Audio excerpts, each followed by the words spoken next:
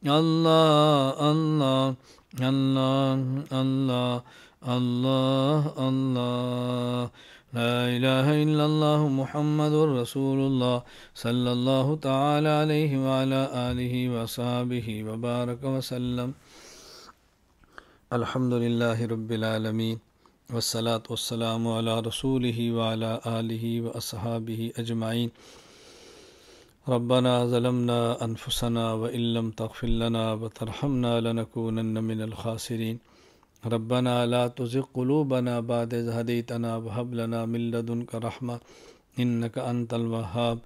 ربنا آتنا من لدنك رحمة ربنا فاغفر لنا وارحمنا ربنا فاغفر لنا وارحمنا ربنا فاغفر لنا وارحمنا ربنا وآتنا ما وعدتنا على رسلك ولا تخزنا يوم القيامة إنك لا تخلف الميعاد۔ رب اغفر وارحم وانت خیر الراحمین۔ اے اللہ اپنے کرم سے ہمیں عباد الرحمن میں شامل فرما دے۔ اے اللہ اپنے بندوں کی صفتیں عطا فرما دے۔ اے اللہ زندگی بھر اپنی بندگی کرنے کی توفیق عطا فرما۔ اے اللہ زندگی برائے بندگی بنا دے۔ اے اللہ زندگی برائے بندگی بنا دے۔ اے اللہ زندگی برائے بندگی بنا دے۔ اے اللہ کریم اپنے فضل سے ہماری ان دعاؤں کو تو قبول فرما لے۔ اے اللہ اپنی رضا کا فیصلہ فرما دے۔ اے اللہ کسی ساتھی کا کوئی مسئلہ اپنے کرم سے حل فرما دے، کوئی ضرورت اپنے کرم سے پوری فرما دے۔ اے اللہ کریم جن کے والدین زندہ ہیں ان کے والدین کو اے اللہ عافیت کے ساتھ زندگی عطا فرما۔ اے اللہ کریم اولاد کو والدین کی آنکھوں کی ٹھنڈک بنا۔ اے اللہ ہمیں اور ہماری نسلوں کو اپنے دین کی مقبول خدمت کے لیے قبول فرما۔ اپنے نام مبارک کی لذت، حلاوت، مٹھاس اور برکت عطا فرما۔